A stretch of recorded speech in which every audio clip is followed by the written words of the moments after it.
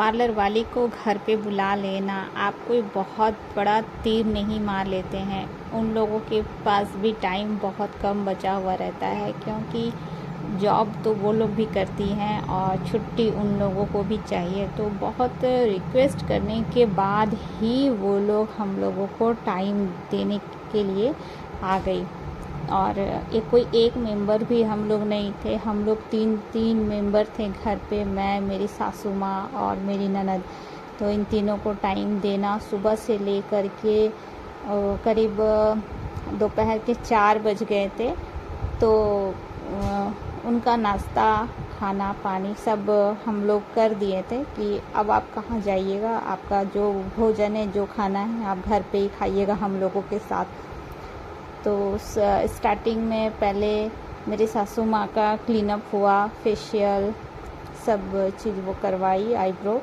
और उसके बाद मेरी ननद को हम बोल दिए थे कि तुम भी करवा ही लो, क्योंकि खाना पीना भी बनाना था, नवरात्रि का भोजन था, वो सारा चीज़ मुझे ही, रसोई का सारा सेटअप मैं ही तैयार करती हूँ।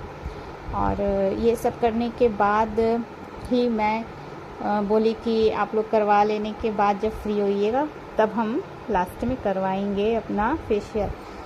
तो उन लोगों का हो चुका था।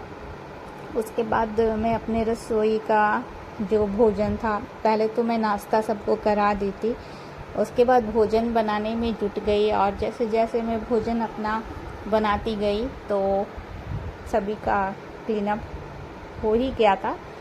और बाकी का मेरे को बोली कि आप भाभी आप पैक लगा लीजिए, उसके बाद ही आपका क्लीनअप होगा, तो उसके लिए आपको ड्रेस चेंज करना होगा। तो मैं बोली कि मैं तो रसोई का काम संभाल रही हूँ, मैं ड्रेस कैसे चेंज कर सकती हूँ। तो वो बोली कि ठीक है, मैं ऐसे ही पैक लगा देती हूँ। मैं भी बोली कि हाँ, क्योंकि बार बार मैं ड्रेस नहीं चेंज कर सकती हूँ।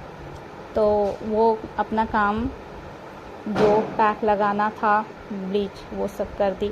फिर मैं अपनी ननद को बैठा दी कि जाओ पहले तुम अपना पैक पहले लगवा लो, उसके बाद ही मैं जाऊंगी। फिर वो बोली कि एक बर्तन में पानी लेकर के आइए, जिसमें हल्का गुनगुना पानी भी मिक्स करना है। तो ये पानी गंदा हो चुका था, इस पानी को फेंक करके मैं ताज़ा पानी और हल्का गुनगुना पानी दे दी। और जब पैक सूख गया हम लोगों के फेस पे, तो वो एक हैंकी मांगी और उस हैंकी से हम लोगों का पैक सब पोंछ करके और फिर उस पर क्रीम लगाई।